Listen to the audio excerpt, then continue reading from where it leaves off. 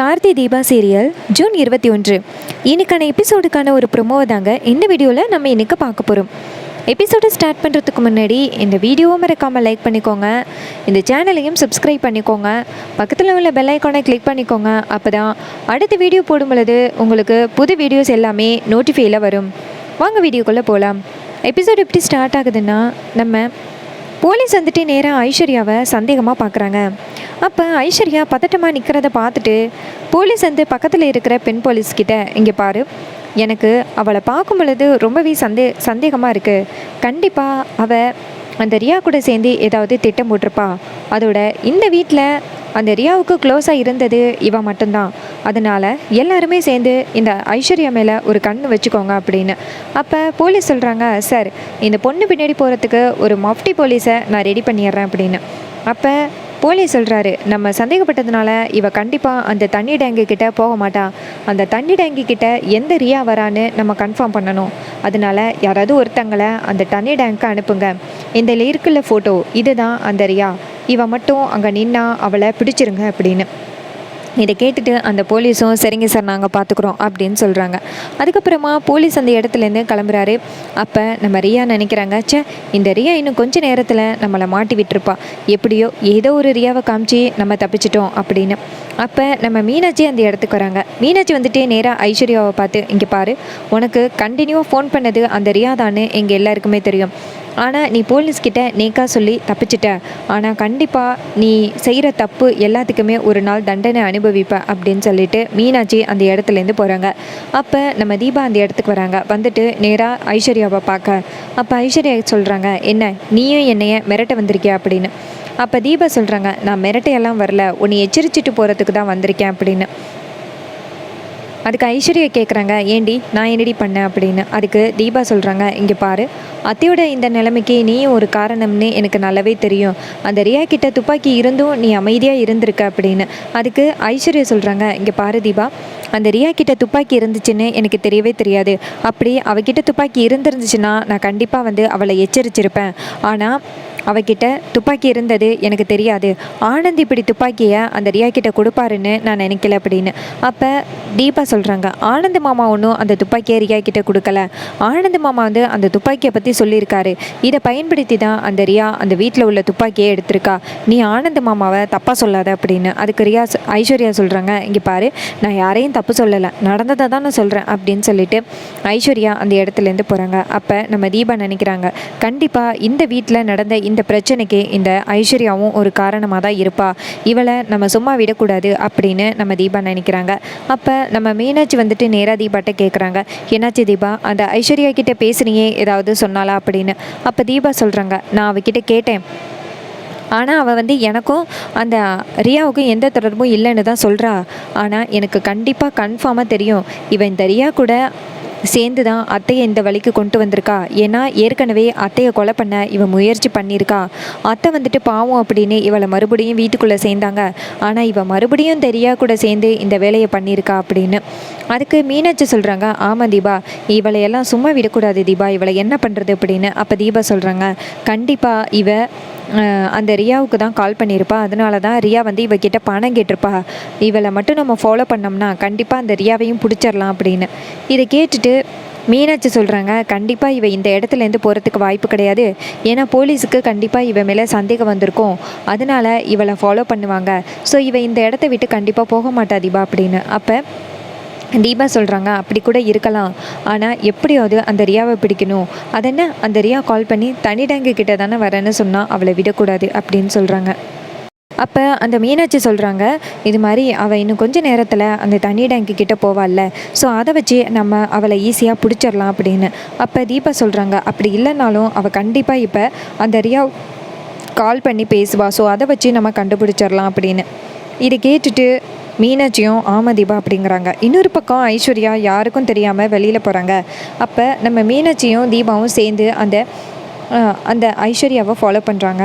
ஐஸ்வர்யா நேராக அந்த ஹாஸ்பிட்டலுக்கு வெளியில் போய் நின்றுக்கிட்டு கால் பண்ணுறாங்க. அப்போ மீனாட்சியும் தீபாவும் ஒளிஞ்சு நின்று கேட்குறாங்க. இன்னொரு பக்கம் ஐஸ்வர்யா நேராக ரியாவுக்கு கால் பண்ணி, எதுக்கடி எனக்கு இந்த நேரத்தில் கால் பண்ண, நீ மட்டும் ஃபோனை அட்டன் பண்ணியிருந்தேன்னா போலீஸ் கண்டிப்பாக நீ எங்கே இருக்காங்கன்னு கண்டுபிடிச்சிருப்பாங்க அப்படின்னு. அதுக்கு ரியா சொல்கிறாங்க, என்ன சொல்கிற ஐஸ்வர்யா அப்படின்னு. அப்போ ஐஸ்வர்யா சொல்கிறாங்க, போலீஸ் வந்துட்டு உன்னையே தான் வலை வீசி தேடிக்கிட்டு இருக்காங்க. அந்த ஆனந்த் என்ன நடந்துச்சோ எல்லாத்தையுமே போலீஸ்கிட்ட சொல்லி போலீஸை நேராக ஹாஸ்பிட்டலுக்கு அழைச்சிட்டு வந்துட்டான். போலீஸ் வந்துட்டு நேராக ஹாஸ்பிட்டலில் எல்லாருக்கிட்டையும் என்கொயரி பண்ணாங்க. அப்போ அந்த மீனாட்சியும் தீபாவும் சேர்ந்து நான் தான் வந்துட்டு ரியாவுக்கு ஹெல்ப் பண்ணுறேன்னு சொல்லிட்டாங்க. என்னால் அந்த இடத்துலேருந்து தப்பிக்கவே முடியலை தெரியுமா அப்படின்னு சொல்ல, இதை கேட்டுட்டு செம்ம அதிர்ச்சி ஆகுறாங்க அந்த ரியா அதிர்ச்சி ஆகி கேட்குறாங்க, நீ வந்துட்டு சொல்லி கொடுத்துட்டியா நான் எங்கே இருக்கேன் அப்படின்னு. அதுக்கு ஐஸ்வர்யா சொல்கிறாங்க, நான்லாம் எதுவுமே சொல்லி கொடுக்கல, நீ வந்து தண்ணி டேங்கி கிட்ட வா, உனக்கு எவ்வளோ பணம் வேணும்னு சொல்லு அப்படின்னு. அப்போ ரியா சொல்கிறாங்க, ஆமாம் எனக்கு பணம் ரொம்ப முக்கியமாக தேவைப்படுது தான், அப்போ தான் நான் அந்த ஊரை விட்டு சீக்கிரம் எஸ்கேப் ஆகலாம். ஒருவேளை நீ பணம் கொடுக்கலைன்னா அவ்வளோதான், என்னால் அந்த ஊரை விட்டு எஸ்கேப் ஆக முடியாது, போலீஸ்கிட்ட மாட்டிப்பேன் அப்படின்னு. அப்போ ஐஸ்வர்யா சொல்கிறாங்க, நீ தண்ணி டேங்கி கிட்ட வா, உனக்கு எவ்வளோ பணம் வேணுமோ நான் தரேன் அப்படின்னு. அப்போ ரியா சொல்கிறாங்க, ஒரு 10 லட்ச ரூபா பணம் கொண்டுட்டு வா அப்படின்னு. அப்போ ஐஸ்வர்யா சொல்கிறாங்க, நான் கொண்டுட்டு வரேன் அப்படின்னு சொல்லிட்டு ஃபோனை கட் பண்ணுறாங்க. இது எல்லாத்தையுமே மீனாட்சியும் தீபாவும் காதில் வாங்கிட்டு செம அதிர்ச்சி ஆகுறாங்க. அப்போ மீனாட்சி சொல்கிறாங்க, அத்தையை துப்பாக்கியால் சுட்டிருக்கா, அவளுக்கு போய் இந்த ஐஸ்வர்யா வந்து காசு கொடுக்குறேன்னு சொல்கிறா, சரியான ஆள் தான் இவ அப்படின்னு. அதுக்கு தீபா சொல்கிறாங்க, கண்டிப்பாக அவள் நல்லவளே கிடையாது, நல்லாவே தெரியுது, அருண் ரொம்ப பாவம், நல்லவளாக இருந்தால் கூட அருண் கூட சேர்ந்து வாழ வைக்கலாம், ஆனால் நம்ம குடும்பத்தையே அவள் சீரழிக்கணும்னு நினைக்கிறா. இதுக்கு மேலேயும் கண்டிப்பாக இனியா எனக்கு வந்து ஐஸ்வர்யாவை மன்னிச்சுக்கிட்டு இருக்கவே முடியாது, அவளை நான் சும்மா விட மாட்டேன், இதுக்கு மேலேயும் அவளை பாவம் பார்த்துக்கிட்டு வச்சுருக்கிறது நல்லது கிடையாது அப்படின்னு நம்ம தீபா சொல்கிறாங்க. அப்போ மீனாட்சி சொல்கிறாங்க, நான் ஏற்கனவே சொல்லிட்டேன் தீபா உன்கிட்ட, அந்த ஐஸ்வர்யா சாதாரண ஆள் கிடையாது, அதனால் அவளை தீர்த்து கட்டுறது தான் நல்லதுன்னு நான் சொல்லிட்டேன், ஆனால் நீ கேட்கவே இல்லை, இதுக்கு மேலே அவளுக்கு நம்ம பாவம் பார்க்கக்கூடாது அப்படின்னு. அப்போ தீபா சொல்கிறாங்க, சட்டப்படி அவளுக்கு நம்ம தண்டனை வாங்கி கொடுப்போம் அப்படின்னு. மீனாட்சியும் சரி, இப்போ அவள் எங்கே போகிறாளோ அந்த இடத்துக்கு நம்ம ஃபாலோ பண்ணி போகிறோம், அந்த ரியாவை பிடிக்கிறோம் அப்படின்னு மீனாட்சி சொல்கிறாங்க. இதை கேட்டுட்டு நம்ம தீபாவும் சரி அப்படின்னு சொல்கிறாங்க. அதுக்கப்புறமா ஐஸ்வர்யா நேராக வந்துட்டு அந்த ரியா சொன்ன இடத்துக்கு போகிறாங்க. மீனாட்சியும் தீபாவும் ஃபாலோ பண்ணிக்கிட்டே போகிறாங்க. இன்னொரு பக்கம் மஃப்டியில் ஒரு போலீஸும் போகிறாங்க. இன்னொரு பக்கம் அந்த ரியா தனி டேங்கிட்ட வந்து நிற்கிறாங்க. அதே நேரத்தில் ஒரு போலீஸ் அந்த இடத்துக்கு வராங்க. வந்துட்டு நேராக ஃபோட்டோவை பார்க்குறாங்க. ஃபோட்டோவை பார்த்துட்டு அந்த ரியாவையும் பார்க்குறாங்க. ரெண்டுமே ஒரே மாதிரி இருக்கிறதுனால டக்குன்னு கையில் ஒரு துப்பாக்கி எடுத்து ஏய் ஹேண்ட்ஸ்அப் அப்படின்னு சொல்ல ரியா போலீஸை பார்த்துட்டு அதிர்ச்சி ஆகுறாங்க. அதே இடத்துக்கு நம்ம ஐஸ்வர்யா வராங்க. ஐஸ்வர்யா பார்த்துட்டு ரியா சொல்கிறாங்க, அடிப்பாவி, என்னையை வந்துட்டு போலீஸில் மாட்டி கொடுக்கறதுக்கு தான் இங்கே வர சொன்னியா அப்படின்னு. அப்போ ஐஸ்வர்யா செம அதிர்ச்சி ஆகுறாங்க. அப்போ போலீஸ் வந்துட்டு நேராக அந்த ஐஸ்வர்யாவை பார்த்துட்டு, மேடம் இங்கே என்ன பண்ணுறீங்க அப்படின்னு கேட்க, அப்போ ஐஸ்வர்யா சொல்கிறாங்க, சார் சும்மா தான் சார் நான் இந்த பக்கமாக வந்தேன் அப்படின்னு. அப்போ நம்ம தீபாவும் மீனாட்சியும் அந்த இடத்துக்கு வராங்க. அவங்க 2 பேரையும் பார்த்துட்டு போலீஸ் கேட்குறாங்க, நீங்கள் 2 பேரும் இங்கே என்ன மேடம் பண்ணுறீங்க அப்படின்னு. அப்போ தீபா சொல்கிறாங்க, சார் இந்த ஐஸ்வர்யா இருக்கால, அந்த ரியாவுக்கு காசு கொடுக்கறதுக்காக கையில் 10 லட்ச ரூபாயோடு வந்திருக்கா அப்படின்னு. இதை கேட்டுட்டு போலீஸ் வந்துட்டு நேராக ஐஸ்வர்யா கிட்ட ஹேண்ட்பேக்கில் என்ன வச்சுருக்கீங்க அப்படின்னு கேட்க, ஐஸ்வர்யா சொல்கிறாங்க, நான் அத்தைக்கு செலவாகுமேன்னு பணம் எடுத்துகிட்டு வரத்துக்காக வீட்டுக்கு போனேன், வீட்டுக்கு போயிட்டு பணம் எடுத்துக்கிட்டு வந்தேன், அந்த வழியில் தான் நான் இவளை பார்த்தேன் அப்படின்னு. அப்போ போலீஸ் சொல்கிறாங்க, இங்கே பாரு உண்மையை சொல்லு, இல்லைன்னா உன்னை அரெஸ்ட் பண்ணுற மாதிரி இருக்கும் அப்படின்னு. அப்போ ரியா சொல்கிறாங்க, சார் இவளும் தான் சார் கூட்டு கலவாணி, நான் இன்றைக்கி அபிராமியை சுட்டேன்னா அதுக்கு காரணம் இவ தான் வந்து என்னை சுட சொன்னா, சுட சொல்லிவிட்டு எனக்கு காசு தரேன்னு சொன்னால் அதுக்காக தான் இவள் 10 லட்ச ரூபா பணம் எடுத்துகிட்டு வந்திருக்கா. நீங்கள் வேணா அந்த ஹேண்ட்பேக்கில் எவ்வளோ இருக்குன்னு பாருங்கள், கரெக்டாக 10 லட்ச ரூபா இருக்கும், எனக்கு எப்படி அவள் ஹேண்ட்பேக்கில் இருக்கிற காசு தெரியும், அதை மட்டும் யோசிங்க அப்படின்னு. அப்போ போலீஸ் வந்துட்டு நேராக ஐஸ்வர்யாவாக பார்க்க ஐஸ்வர்யா சொல்கிறாங்க, சார் இவள் வந்து என்னை மாட்டி வரத்துக்காக தான் இப்படி பேசுகிறா, இவளுக்கு எனக்கு எந்த சம்மந்தமும் இல்லை, இவளை அரெஸ்ட் பண்ணுங்கள் சார், அத்தையை ஷூட் பண்ணிவிட்டு எவ்வளோ நேக்கா இங்கே வந்து ஒளிஞ்சிக்கிட்டு இருக்கா அப்படின்னு. அப்போ போலீஸ் வந்துட்டு ரியாவை அரெஸ்ட் பண்ணுறாங்க. அரெஸ்ட் பண்ணி நேராக ஐஸ்வர்யாவை பார்த்துட்டு, மேடம் உங்களையும் கொஞ்சம் என்கொயரி பண்ண வேண்டியது இருக்குது அப்படின்னு. அதுக்கு ஐஸ்வர்யா சொல்கிறாங்க, சார் நான் எந்தவித தப்பும் சொல்லலை அப்படின்னு. அப்போ டக்குன்னு அந்த இடத்துக்கு மீனாட்சி வந்துட்டு நேராக ஐஸ்வர்யா வச்சுருக்கிற ஃபோனை டக்குன்னு பிடிங்கி, சார் இந்த ஃபோனில் பாருங்கள், கண்டிப்பாக இவ கடைசியாக அந்த ரியா கிட்டே பேசியிருப்பா, ரியாவோட ஃபோன்லேருந்து கால் பண்ணி பாருங்கள் அப்படின்னு. அப்போ அந்த போலீஸ் வந்துட்டு நேராக ஐஸ்வர்யாவோட லாஸ்ட் நம்பரை பார்க்க அதில் ரியான்னு இருக்குது. அந்த நம்பருக்கு கால் பண்ண டக்குன்னு ரியாவோட ஃபோன் ரிங் ஆகுது. அப்போ மீனாட்சி சொல்கிறாங்க, பார்த்தீங்களா சார், கண்டிப்பாக இவ தான் அந்த ரியா கிட்ட கடைசியாக பேசியிருக்கா, அந்த ரியா தான் வந்துட்டு இந்த ஐஸ்வர்யாவுக்கு கூலி வேலை பார்த்துருக்குறா. அத்தைக்கு வந்து இன்றைக்கி குண்டடி பட்டுச்சுன்னா அதுக்கு முழு காரணமே இந்த ஐஸ்வர்யா தான் அப்படின்னு. இதை கேட்டுட்டு ரியா சொல்கிறாங்க, ஆமாம் சார், இந்த ஐஸ்வர்யா தான் வந்துட்டு அபிராமியை சுட சொன்னா, அதனால தான் சுட்டேன் அப்படின்னு சொல்ல ஐஸ்வர்யா ஷாக் ஆகுறாங்க. அடி பாவி, உனக்கு நான் ஹெல்ப் பண்ணதுக்கு என்னை நீ நல்லா வச்சு செஞ்சுட்ட அப்படின்னு. அப்போ ரியா சொல்கிறாங்க, நான் எப்படி தப்பிக்கணுமோ அப்படி நான் தப்பிச்சிருவேன் அப்படின்னு. அதுக்கப்புறமா ஐஸ்வர்யாவையும் சேர்த்து போலீஸ் வந்து அரெஸ்ட் பண்ணி அழைச்சிட்டு போகிறாங்க. இன்னொரு பக்கம் நம்ம மீனாட்சி தீபாட்ட சொல்கிறாங்க, தீபா, இந்த ரியாவை அரெஸ்ட் பண்ணது கடவுள் புண்ணியத்தில் தான், நம்ம போயிட்டு சாமிக்கிட்ட சாமி கும்பிட்டு வருவோம் அப்படின்னு. இது கேட்டுட்டு நம்ம தீபாவும் சரி அப்படின்னு சொல்லிட்டு நேராக கோயிலுக்கு போகிறாங்க. அங்கே போயிட்டு, கடவுளே, என் அத்தைக்கு இப்படி ஒரு நிலமை, என் அத்தையை நீங்கள் தான் இப்படியாவது காப்பாற்றணும் அப்படின்னு தீபா சாமி கும்பிட்றாங்க. அந்த நேரம் அந்த பக்கமாக ஒரு ஜாதகக்காரர் வராரு. அவர் வந்துட்டு நேராக தீபாவை பார்த்து, அம்மா, உன் வாழ்க்கையில் இப்போ ஒரு மிகப்பெரிய கஷ்டம் நடக்க போகுது அப்படின்னு சொல்ல நம்ம தீபா அதிர்ச்சி ஆகுறாங்க. அப்போ அவர் சொல்கிறாரு, இங்கே பாரு, ஒரு தாலியை காப்பாற்றணும்னா ஒரு இன்னொரு தாலியை இழந்தால் மட்டும்தான் உன்னால் காப்பாற்ற முடியும் அப்படின்னு. இதை கேட்டுட்டு நம்ம தீபா சொல்கிறாங்க, ஐயா, என்ன பண்ணணும்னு சொல்லுங்கள், என் உயிரை கொடுத்தாவது என் அத்தையை காப்பாற்றணும் அப்படின்னு. அப்போ ஜாதகக்காரர் சொல்கிறாரு, உன்னோட ஜாதகத்தில் ஒரு மிகப்பெரிய பிரச்சனை இருக்குது, இதனால் தாயும் மகனும் பிரியறதுக்கு நீயும் ஒரு காரணமாக ஆக போகிற. உன் தாலியை தியாகம் பண்ணால் மட்டும்தான் நீ மறுபடியும் வந்துட்டு அந்த தாயும் மகனையும் ஒன்று சேர்க்க முடியும் அப்படின்னு. இதை கேட்டுட்டு நம்ம தீபா அதிர்ச்சி ஆகுறாங்க. அப்போ தீபா சொல்கிறாங்க, ஐயா, எனக்கு ஒன்றுமே புரியலை அப்படின்னு. அப்போ ஜாதகக்காரர் சொல்கிறாரு, இங்கே பாருமா, 4 நட்சத்திரம் பார்க்காம தான் உனக்கும் கார்த்திக்கும் கல்யாணம் நடந்துச்சு. உன்னுடைய ஜாதகத்தில் ஒரு மிகப்பெரிய தோஷம் இருக்குது, அதனால அந்த தோஷத்தை போக்கணும்னா நீ இந்த தாலியை கைட்டி வச்சா மட்டும்தான் முடியும் அப்படின்னு சொல்ல நம்ம தீபா ரொம்ப அதிர்ச்சி ஆகுறாங்க. அப்போ மீனாட்சி சொல்கிறாங்க, ஜாதகக்காரையா, வேறு ஏதாவது இருந்தால் சொல்லுங்கள் அப்படின்னு. அதுக்கு அவர் சொல்கிறாரு, வேறு எந்தவித பரிகாரமும் இல்லை, இது மட்டும்தான். நீ நேராக ஹாஸ்பிட்டல் போயிட்டு உங்கள் அத்தையோட காலில் உன் தாலியை கைட்டி வைய அப்படின்னு சொல்ல நம்ம தீபாவும், நான் அப்படியே செய்கிறேன், என் அத்தை உயிர் பொழைக்கணும்னா இதெல்லாம் எனக்கு பெரிய விஷயமே இல்லை அப்படின்னு நம்ம தீபா சொல்கிறாங்க. மீனாட்சி சொல்கிறாங்க, தீபா, எதுக்கும் யோசனை பண்ணி முடிவிடு, அவசரப்பட்டு முடிவு பண்ணாத அப்படின்னு. அப்போ தீபா சொல்கிறாங்க, அக்கா, எனக்கு அத்தையோட உயிர் மட்டும்தான் முக்கியம், பாக்கி எதுவும் எனக்கு தேவையில்லை, என் அத்தை உயிரோடு இருந்தால் மட்டும் போதும் அப்படின்னு நம்ம தீபா சொல்கிறாங்க. அதுக்கப்புறமா நம்ம தீபா நேராக ஜாதகக்காரர்கிட்ட, ஐயா, கடவுளாக வந்து என் அத்தையை காப்பாற்றுறதுக்கு வழி சொல்லிட்டு போயிட்டீங்க, ரொம்ப நன்றி அப்படின்னு சொல்லிட்டு நம்ம தீபா அந்த இடத்துலேருந்து வேகமாக ஹாஸ்பிட்டல் கிளம்புறாங்க. இன்னொரு பக்கம் அந்த கோவிலுக்கு ரம்யா வராங்க. ரம்யாவை பார்த்துட்டு அந்த ஜாதகக்காரர் ரம்யா கிட்டே போய் நிற்கிறாரு. ரம்யா வந்துட்டு ஜாதகக்காரர்கிட்ட காசு கொடுக்குறாங்க. அப்போ ஜாதகக்காரர் சொல்கிறாரு, அம்மா, நீங்கள் சொன்ன மாதிரியே அந்த அம்மாட்ட சொல்லிட்டேன் அப்படின்னு. அதுக்கு ரம்யா சொல்கிறாங்க, நான் சொன்ன மாதிரியே சொல்லிட்டேன், மறுபடியும் அந்த தீபாவோட கண்ணில் என்றைக்குமே பற்றாத, இந்தா காசு அப்படின்னு சொல்லிட்டு ஜாதகக்காரர்கிட்ட கொடுக்க ஜாதகக்காரர் அந்த காசை வாங்கிட்டு அந்த இடத்துலேருந்து போகிறாரு. அப்போ ரம்யா நினைக்கிறாங்க, தீபா, உன்னை எப்படியாவது கார்த்திகிட்டேருந்து பிரிக்கணும்னு நினச்சேன், அதுக்கான ஒரு வாய்ப்பு தான் இது. உன் கழுத்துலேருந்து தாலி இறங்கிட்டுன்னா அப்புறம் அந்த தாலி என் கழுத்துக்கு ஏறிடும். கார்த்திக்கு நான் தான் எப்போவுமே ஒய்ஃபாக இருக்கணும் அப்படின்னு அந்த ரம்யா மனசில் யோசிக்கிறாங்க.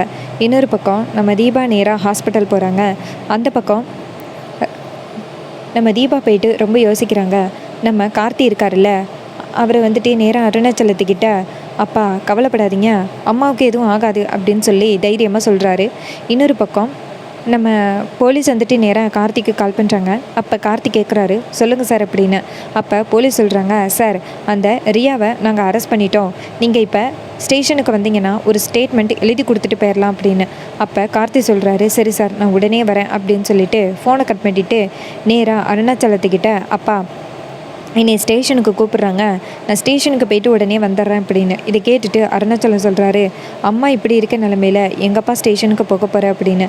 அப்போ கார்த்தி சொல்கிறாரு, அப்பா, நான் ஸ்டேஷனுக்கு போய் தான் ஆகணும் அப்படின்னு சொல்ல அப்போ அருணாச்சலம் சொல்கிறாரு, சரிப்பா, போயிட்டு வா அப்படின்னு. அப்போ கார்த்தி சொல்கிறாரு, அப்பா, நான் சாதாரண விஷயத்துக்காக போகலை, அம்மாவை சுட்டால அந்த ரியா, அவளை நான் சும்மா விட மாட்டேன், அவளை ஜெயிலுக்குள்ளே தள்ளுறதுக்காக தான் நான் அவள் மேலே கேஸ் கொடுக்க போகிறேன், அவளை வந்து போலீஸ் அரெஸ்ட் பண்ணிட்டாங்களாம், நான் ஒரே ஒரு ஸ்டேட்மெண்ட் பண்ணிட்டு கொடுத்துட்டு வந்தால் போதும் அப்படின்னு. இது கேட்டுட்டு அருணாச்சலமும், அவளை சும்மா விடக்கூடாதுப்பா அப்படின்னு சொல்ல கார்த்தி சொல்கிறாரு, அப்பா, அவளை நான் சும்மா விட மாட்டேன்ப்பா அப்படின்னு சொல்லிட்டு கார்த்தி அந்த இடத்துலேருந்து நேராக ஸ்டேஷனுக்கு போகிறாரு. இன்னொரு பக்கம் டாக்டர்ஸ் எல்லாம் வெளியில் வராங்க. வெளியில் வந்துட்டு, இங்கே பாருங்கள், இன்னும் கொஞ்சம் நேரத்தில் அபிராமி மேடத்துக்கு ஆப்ரேஷன் நடக்க போகுது, இதில் வந்து சைன் பண்ணுங்க அப்படின்னு. அப்போ அருண் சொல்கிறாரு, கொடுங்க சார் அப்படின்னு சொல்லிட்டு அருண் அதை வாங்கி படிக்கிறாரு. அப்போ அதில் இந்த ஆப்ரேஷன் 20% தான் பொழைக்கிறதுக்கு வாய்ப்பு இருக்குது, ஏதாவது ஆகிட்டுன்னா இந்த ஹாஸ்பிட்டல் பொறுப்பில்லை அப்படின்னு எழுதியிருக்கு, இதை பார்த்துட்டு அருண் அதிர்ச்சி ஆகுறாரு. அப்போ அருண் கேட்குறாரு, என்ன சார் இது, அம்மா உயிர் பிழைக்க 20% தான் வாய்ப்பு இருக்குன்னு சொல்கிறீங்க அப்படின்னு.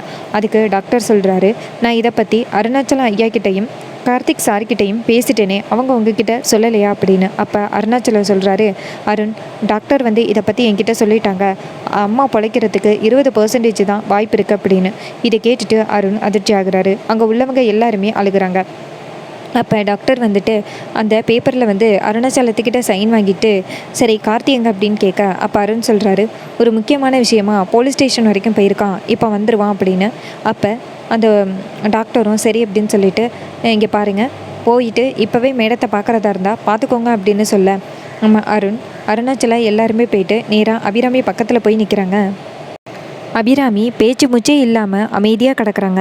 இதை பார்த்துட்டு நம்ம தீபா, மீனாட்சி, ஐஸ்வர்யா எல்லாருமே கலங்கி போய் நிற்கிறாங்க. அப்போ அபிராமி லைட்டாக கண்முழிக்கிறாங்க. அப்போ நம்ம அருணாச்சலம் சொல்கிறாரு, நாச்சியா அவனுக்கு எதுவும் ஆகாது, நீ கவலைப்படாத அப்படின்னு. அப்போ டக்குன்னு நாச்சியா மறுபடியும் கண்ணை மூடுறாங்க. இதை பார்த்துட்டு எல்லாருமே அதிர்ச்சி ஆகுறாங்க. அப்போ டாக்டர் சொல்கிறாங்க, இங்கே பாருங்கள், யாருமே எந்த சத்தமும் போடாமல் சீக்கிரம் மேடத்தை பார்த்துட்டு இந்த இடத்துலேருந்து கிளம்புங்க அப்படின்னு. அப்போ நம்ம தீபா சரி சார் அப்படின்னு சொல்லிட்டு நேராக அபிராமியை பார்க்குறாங்க. அப்போ நம்ம தீபா சொல்கிறாங்க, அத்தை, நான் செய்ய போகிற விஷயம் கண்டிப்பாக உங்களுக்கு பிடிக்காதுன்னே தெரியும், ஆனால் நான் இதை செஞ்சு தான் ஆவேன் அப்படின்னு. அப்போ மீனாட்சி சொல்கிறாங்க, தீபா, ஒரு தடவைக்கு 10 தடவை யோசனை பண்ணி சொல்லு தீபா அப்படின்னு. அப்போ தீபா சொல்கிறாங்க, இல்லைக்கா, நான் முடிவு பண்ணது தான் அப்படின்னு. அப்போ மீனாட்சி சொல்கிறாங்க, தீபா அப்படி பண்ணாத அப்படின்னு. அப்போ தீபா சொல்கிறாங்க, இல்லை நான் செய்ய தான் போகிறேன் அப்படின்னு சொல்லிட்டு கழுத்தில் கிடக்கிற தாலியை கட்டுறாங்க. இதை பார்த்துட்டு அங்கே உள்ளவங்க எல்லாருமே அதிர்ச்சி ஆகுறாங்க. அருணாச்சலம் சொல்கிறாரு, தீபா என்னம்மா பண்ணுற அப்படின்னு. அப்போ தீபா தாலியை கட்டி அபிராமியோட கால் அருகில் வைக்கிறாங்க. வச்சுட்டு, அத்தை, நீங்களாக கிளம்பி இந்த தாலியை உங்கள் பிள்ளைக்கிட்ட கொடுத்து என் கழுத்தில் கட்ட வைங்க, அப்போ தான் நான் மறுபடியும் உங்கள் வீட்டுக்கு மருமகளாக வருவேன், அது வரைக்கும் நான் இப்படி தான் இருப்பேன் அப்படின்னு. இதை கேட்டுட்டு அருணாச்சலம் அதிர்ச்சி ஆகுறாரு. இங்கே பாருமா, ஏற்கனவே அபிராமிக்க முடியலை, ஏமா நீ வேற இப்படி பேசுகிற அப்படின்னு. அப்போ தீபா சொல்கிறாங்க, மாமா, அத்தையை பற்றி எனக்கு தெரியும், கண்டிப்பாக அத்தை என்னையும் கார்த்திக் சாரையும் சேர்த்து வைக்கிறதுக்கு மறுபடியும் கண்மொழிப்பாங்கன்னு எனக்கு நம்பிக்கை இருக்குது அப்படின்னு. அப்போ அருணாச்சலம் சொல்கிறாரு, எப்படிம்மா, டாக்டர் தான் 20% தானே வாய்ப்பு இருக்குன்னு சொல்லியிருக்காரு, ஒருவேளை அபிராமி கண்மொழிக்கலைன்னா உன் வாழ்க்கை என்னம்மா ஆகுறது அப்படின்னு. அப்போ தீபா சொல்கிறாங்க, மாமா, என்னையும் கார்த்திக் சாரையும் சேர்த்து வைக்கிறதுக்கு அத்தை மறுபடியும் கண்மொழிப்பாங்கன்னு எனக்கு நம்பிக்கை இருக்குது அப்படின்னு சொல்ல, அப்போ டக்குன்னு அபிராமியோட கால் அசையுது. இதை பார்த்துட்டு நம்ம தீபா சந்தோஷப்படுறாங்க. அப்போ அருணாச்சலம் சொல்கிறாரு, தீபா, எனக்கு இப்போ நம்பிக்கை இருக்குது, கண்டிப்பாக உன்னையும் கார்த்தியும் சேர்த்து வைக்க அபிராமி மறுபடியும் கண்மொழிப்பான்னு எனக்கு கண்டிப்பாக நம்பிக்கை இருக்குது அப்படின்னு சொல்கிறாரு. அதுக்கப்புறமா டாக்டர் அந்த இடத்துக்கு வராங்க. டாக்டர் நேராக எல்லாரையும் பார்த்து, இங்கே பாருங்கள், இன்னும் கொஞ்சம் நேரத்தில் ஆப்ரேஷன் ஸ்டார்ட் ஆக போகுது, எல்லாருமே வெளியில் போங்க அப்படின்னு சொல்ல எல்லாருமே வெளியில் வராங்க. அப்போ அருணாச்சலம் சொல்கிறாரு, சார் ஒரு 2 நிமிஷம் வெயிட் பண்ணுறீங்களா அப்படின்னு. அப்போ டாக்டர் சொல்கிறாரு, இங்கே பாருங்கள், நாங்கள் ஆப்ரேஷனை ஸ்டார்ட் பண்ண போகிறோம் அப்படின்னு சொல்லிட்டு போய் ஆப்ரேஷனை ஸ்டார்ட் பண்ணுறாங்க. இன்னொரு பக்கம் நம்ம கார்த்தி அதே நேரத்தில் நேராக ஹாஸ்பிட்டல் வராரு.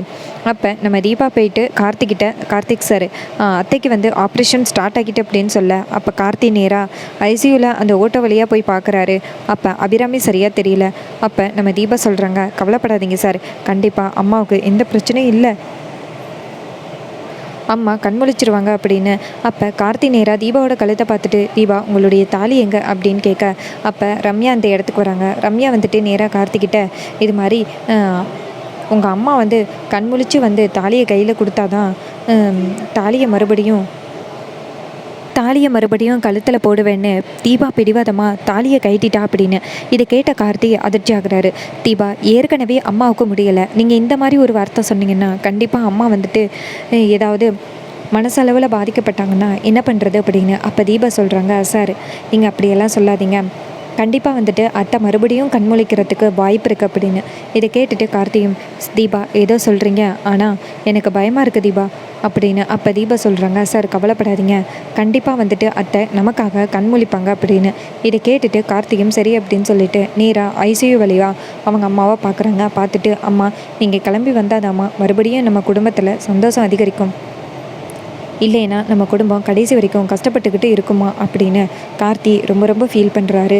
இன்னொரு பக்கம் அந்த ரம்யாவை காமிக்கிறாங்க. ரம்யா மனசில் யோசிக்கிறாங்க, அந்த அபிராமி உயிரோடு வரக்கூடாது. அந்த அபிராமி உயிரோடு வந்தால் மறுபடியும் அந்த அபிராமி கார்த்தியையும் தீபாவையும் ஒன்று சேர்க்க பார்ப்பா. அதனால் இந்த அபிராமியை நம்ம தீர்த்து கட்டணும் அப்படின்னு ரம்யா நினைக்கிறாங்க. இன்னொரு பக்கம் டாக்டர் எல்லாமே நம்ம அபிராமிக்கு ஆப்ரேஷன் பண்ணுறாங்க. ஆப்ரேஷன் சக்ஸஸ்ஃபுல்லாக முடிவடையுது. டாக்டர் வெளியில் வர அப்போ நம்ம கார்த்தி போயிட்டு டாக்டர்கிட்ட, சார் அம்மாவுக்கு இப்போ எப்படி இருக்குது அப்படின்னு கேட்க, அப்போ டாக்டர் சொல்கிறாங்க, இங்கே பாருங்கள், ஆப்ரேஷன் சக்ஸஸ்ஃபுல்லாக முடிஞ்சிருச்சு. எதுவாக இருந்தாலும் 1 மணி நேரத்துக்கு அப்புறம் தான் நாங்கள் எதுவும் சொல்ல முடியும் அப்படின்னு. இதை கேட்டுட்டு அந்த கார்த்தியும் சரி டாக்டர் அப்படின்னு சொல்லிட்டு வெளியில் வந்து நிற்கிறாரு. அப்போ நம்ம தீபா போயிட்டு நேராக கார்த்திக்கிட்ட, கார்த்திக் சார் அத்தைக்கு இப்போ எப்படி இருக்கான் அப்படின்னு கேட்க, அப்போ கார்த்தி சொல்கிறாரு, எதுவாக இருந்தாலும் 1 மணி நேரத்துக்கு அப்புறம் தான் சொல்ல முடியும் அப்படின்னு டாக்டர் சொல்லிட்டாங்க அப்படின்னு. அப்போ தீபா சொல்கிறாங்க, அத்தை கண்டிப்பாக கண்மொழிப்பாங்கன்னே எனக்கு நம்பிக்கை இருக்குது சார் அப்படின்னு சொல்லிட்டு நேராக வந்துட்டு பிள்ளையார் சாமியை கும்பிட்றதுக்கு போகிறாங்க. இன்னொரு பக்கம் அருணும் ஆனந்தும் வந்து நிற்கிறாங்க. அப்போ அருண் சொல்கிறாரு, அந்த ஐஸ்வர்யா எங்கே போனா அப்படின்னு. அப்போ ஆனந்த் சொல்கிறாரு, அருண் உன்கிட்ட நான் இதை முன்னாடியே சொல்லியிருக்கணும், ஐஸ்வர்யாவை போலீஸ் அரெஸ்ட் பண்ணிட்டாங்க அப்படின்னு. இது கேட்டுட்டு அருண் அதிர்ச்சி ஆகுறாரு. ஐஸ்வர்யா என்ன தப்பு பண்ணா அப்படின்னு. அதுக்கு ஆனந்த் சொல்கிறாரு, என்ன அருண் தெரியாத மாதிரி கேட்குற, போலீஸ் இருக்கையில் அவளுக்கு ரியான்னு ஒரு நம்பர்லேருந்து கால் வந்துக்கிட்டே இருந்துச்சுல்ல, அது வேறு எந்த ரியாவும் இல்லை, அந்த துப்பாக்கியால் சுட்டால அந்த ரியா தான். அதான் போலீஸ் வந்துட்டு அந்த ரியாவை சேர்த்து ஐஸ்வர்யாவையும் அரெஸ்ட் பண்ணிட்டாங்க. இந்த ஐஸ்வர்யா சொன்ன பேச்சு கேட்காம அந்த ரியாவுக்கு காசு கொடுக்கறதுக்கு நேராக போயிருக்கா. போலீஸுக்கு வந்துட்டு ஏற்கனவே அந்த ஐஸ்வர்யா மேலே சந்தேகம் இருந்துச்சு. அதனால் போலீஸ் வந்துட்டு நேராக ஐஸ்வர்யாவை ஃபாலோ பண்ணி போனாங்க.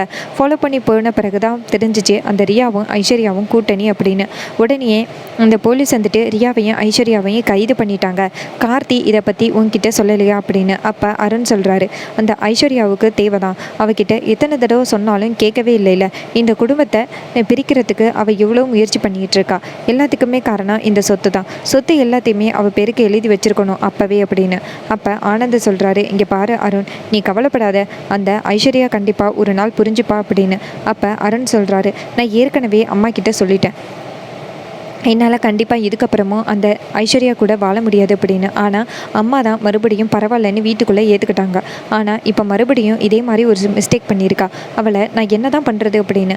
அப்போ ஆனந்த் சொல்கிறாரு, விடு அருண், அவள் என்னமோ பண்ணிக்கட்டும் அப்படின்னு சொல்ல, அருணும் சரி நான் அவளை போயிட்டு ஜாமீனில் கண்டிப்பாக வெளியில் எடுக்க மாட்டேன், அவள் ஜெயிலுக்குள்ளே கடந்தால் தான் கொஞ்சமாவது திருந்துவா அப்படின்னு சொல்லிட்டு அருண் நேராக அந்த இடத்துலேருந்து கிளம்புறாரு. இன்னொரு பக்கம் நம்ம தீபா நேராக சாமிக்கிட்ட போயிட்டு, பிள்ளையாரப்பா எங்கள் அத்தையை நீ தான் காப்பாற்றணும், ஆப்ரேஷன் சக்ஸஸ்ஃபுல்லாக முடிஞ்சிருச்சு, அத்தையோட உயிர் இனிமேல் உன் கையில் தான் இருக்குது, அத்தை சீக்கிரம் கண்மொழிக்கணும் அப்படின்னு வேண்டுறாங்க.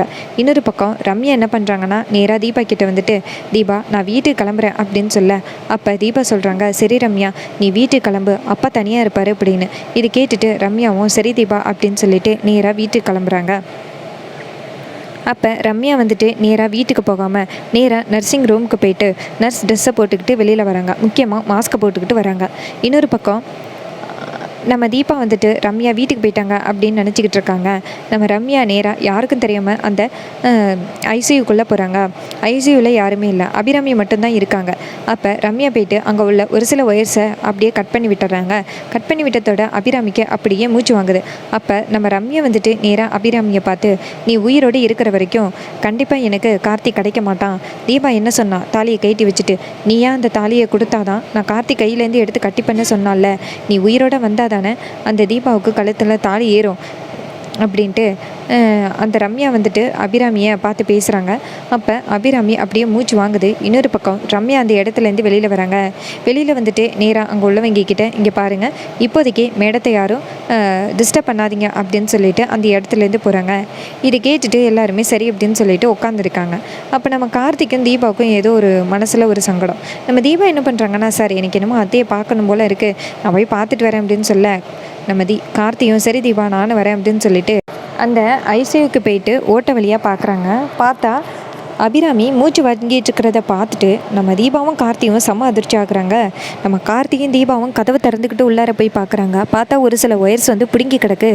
இதை பார்த்துட்டு நம்ம தீபா அதிர்ச்சி ஆகுறாங்க. சார் என்ன சார் இது, யார் சார் இதெல்லாம் கட் பண்ணி விட்டா அப்படின்னு. அப்போ கார்த்தி சொல்கிறாரு, இப்போ ஒரு நர்ஸ் வந்துச்சுல்ல, அதுதான் இந்த வேலையை பண்ணியிருக்கும் போல், விடக்கூடாது அப்படின்னு சொல்லிட்டு கார்த்தி இங்கேருந்து வெளியில் வந்துட்டு, நர்ஸ் டாக்டர் உள்ளார வாங்க அப்படின்னு சொல்ல எல்லாரும் வராங்க. வந்து பார்த்தா என்ன நடக்குதுன்னா, அபிராமிக்கு ரொம்ப பயங்கரமாக மூச்சு வாங்குது. இதை பார்த்துட்டு டாக்டர்ஸ் எல்லாருமே எப்படி சார் இந்த ஒயரெல்லாம் கட் ஆனுச்சு அப்படின்னு கேட்க, அப்போ கார்த்தி சொல்கிறாரு, கொஞ்சம் நேரத்துக்கு முன்னாடி ஒரு நர்ஸு தான் இந்த ரூம்குள்ளே வந்தாங்க. அவங்க வந்துட்டு போன பிறகு தான் அம்மாவுக்கு இப்படி ஆகிட்டுன்னு நினைக்கிறேன் அப்படின்னு. அப்போ டாக்டர் சொல்கிறாங்க, இங்கே பாரு நீலாவதி, நீ ஏன் இந்த இடத்துக்கு வந்த அப்படின்னு. அதுக்கு அவங்க சொல்கிறாங்க, சார் நான் இங்கே வரவே இல்லை சார், நான் மட்டும்தான் இந்த இடத்த பார்த்துக்கிட்டு இருக்கேன், வேறு எந்த நர்ஸும் இங்கே வரல அப்படின்னு. அப்போ கார்த்தி சொல்கிறாரு, மேடம் கொஞ்சம் நேரத்துக்கு முன்னாடி அஞ்சலி அப்படிங்கிற நர்ஸ் இங்கே வந்துட்டு போனாங்களே அப்படின்னு. அதுக்கு நீலாவதி சொல்கிறாங்க, சார் இன்றைக்கி அஞ்சலி லீவு சார், அஞ்சலி வரல சார், அப்போ வேறு யாரும் ஒருத்தவங்க தான் இந்த ரூம்குள்ளே வந்திருக்காங்க அப்படின்னு. இதை கேட்டுட்டு கார்த்தி செம்ம அதிர்ச்சி ஆகுறாரு. அப்போ நம்ம தீபா சொல்கிறாங்க, சார் ஒருவேளை அந்த ரியா வந்திருப்பாளோ அப்படின்னு. அப்போ கார்த்தி சொல்கிறாரு, தீபா கண்டிப்பாக அது ரியா இல்லை, வேறு யாரோ ஒருத்தவங்க வந்திருக்காங்க அப்படின்னு. அப்போ தீபா சொல்கிறாங்க, அப்போ ரியா யாரையாவது அனுப்பியிருப்பாளோ அப்படின்னு. அப்போ கார்த்தி சொல்கிறாரு, தீபா அந்த ரியாவை அரெஸ்ட் பண்ணியாச்சு, அவள் கண்டிப்பாக வேறு யாரையும் அனுப்புறதுக்கு வாய்ப்பே கிடையாது அப்படின்னு. இதை கேட்டுட்டு நம்ம தீபா அதிர்ச்சி ஆகுறாங்க. டாக்டர்ஸ் எல்லாருமே அபிராமிக்கு மறுபடியும் ட்ரீட்மெண்ட் பண்ணுறாங்க. அபிராமிக்கு ரொம்ப மூச்சு வாங்கினது இப்போ கொஞ்சம் பரவாயில்ல. அப்போ நம்ம கார்த்தி என்ன பண்ணுறாருன்னா, நேராக சரவணனுக்கு கால் பண்ணி, சார் எங்கள் அம்மாவோட உயிருக்கு கொஞ்சம் ஆபத்தாக இருக்குது, அதனால நீங்கள் போலீஸ் ஸ்டேஷன்லேருந்து ஒருத்தரை இங்கே ஹாஸ்பிட்டலுக்கு அனுப்புனீங்கன்னா நல்லாயிருக்கும் அப்படின்னு. இதை கேட்டுட்டு சரவணனும் சரி கார்த்தி அப்படின்னு சொல்லிட்டு ஒரு செக்யூரிட்டியை ஹாஸ்பிட்டலுக்கு அனுப்புகிறாங்க.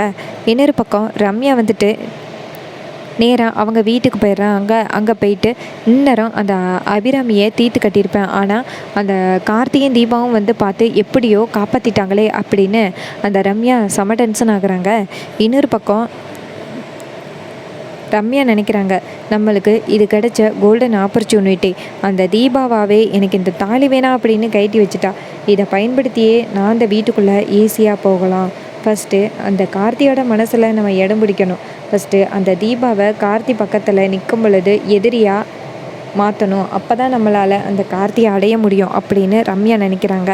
இன்னொரு பக்கம் நம்ம மீனாட்சி தீபாட்ட சொல்கிறாங்க, தீபா நீ அவசரப்பட்டு முடிவெடுத்துட்ட, இந்த தாலியை கட்டுறதெல்லாம் ரொம்ப தப்பு தீபா அப்படின்னு. அப்போ தீபா சொல்கிறாங்க, இங்கே பாருங்கக்கா, எனக்கு முக்கியம் என்னுடைய அத்தை மட்டும்தான், இந்த தாலியெல்லாம் எனக்கு பெரிய விஷயமே இல்லை, என் தாலியை காப்பாற்றணும் அப்படின்னு தானே அத்தை வந்துட்டு குறுக்கால நின்று அவங்களுடைய உயிரை வந்து போக வச்சாங்க.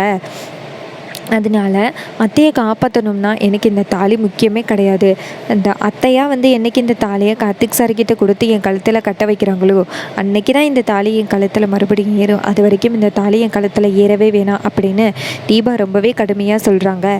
இன்னொரு பக்கம் ரம்யா மறுபடியும் ஹாஸ்பிட்டல் வராங்க. அப்போ நம்ம தீபா சொல்கிறாங்க, ரம்யா இப்போ தானே போனால் உடனே வந்துட்டேன் அப்படின்னு. அதுக்கு ரம்யா சொல்கிறாங்க, இல்லை தீபா, என்னால் உனக்கு உன் குடும்பத்தில் ஒரு பிரச்சனை அப்படின்னத்தோட என்னால் தாங்கிக்க முடியலை தீபா, அதனால தான் நான் நேராக வந்தேன் அப்படின்னு. இதை கேட்டுட்டு நம்ம தீபாவும், நீ தான் என்னுடைய ஃப்ரெண்டு அப்படின்னு சொல்ல, அப்போ ரம்யா சொல்கிறாங்க, நீ என்னுடைய ஃப்ரெண்டு தான், எங்கள் அப்பாவுக்கு உடம்பு சரியில்லைனத்தோட எவ்வளோ கஷ்டப்பட்ட, இப்போ உன் அத்தைக்கு வந்து குண்டு பாஞ்சிருக்கு, அவங்கள எப்படி என்னால் பார்க்காம இருக்க முடியும் தீபா அப்படின்னு சொல்ல, அப்போ தீபா சொல்கிறாங்க, ரொம்ப நன்றி அப்படின்னு. அப்கமிங் எபிசோடு இதை விட இன்னுமே செம சூப்பராக இருக்க போகுது. இதே மாதிரி இன்னுமே அப்டேட்ஸு தொடர்ந்து வேணுமுன்னா இந்த சேனலை சப்ஸ்கிரைப் பண்ணிக்கோங்க. இது வரைக்கும் இந்த வீடியோவை தொடர்ந்து பார்த்தவங்க எல்லாருக்குமே ரொம்ப நன்றி. அடுத்தடுத்த வீடியோவில் நம்ம புது கதைகளை பார்க்கலாம். அண்ட் புதுசாக கார்த்திக் தீபா சீரியலில் ஃபஸ்ட்டு பிகினிங்கில் எந்த டேரக்டர் இருந்தாலோ அதே டேரக்டர் தான் இப்போ மறுபடியும் வந்திருக்காராம். ஸோ கண்டிப்பாக வந்து அப்கமிங் சீன்ஸ் எல்லாம் செம மாஸ் இன்ட்ரெஸ்டிங்காக இருக்க போகுது. இது வரைக்கும் நம்ம இந்த கார்த்திக் தீபா சீரியலை வெறும் கார்த்திக்காக மட்டும்தான் பார்ப்போம். இப்போ நம்ம கதைக்காகவே இந்த சீரியலை தொடர்ந்து பார்க்க போகிறோம். அடுத்தடுத்து செம்ம இன்ட்ரெஸ்டிங்காக இருக்க போகுது. கண்டிப்பாக வந்துட்டு அடுத்தடுத்து நிறைய ட்விஸ்டெல்லாம் நடக்க போகுது. தீபா எதுக்காக இந்த தாலியை கயிற்றுறாங்க, ரம்யா எதுக்காக இந்த மாதிரி பண்ணுறாங்க அப்படிங்கிறதையெல்லாம் நம்ம தொடர்ந்து வீடியோவில் பார்க்கலாம்.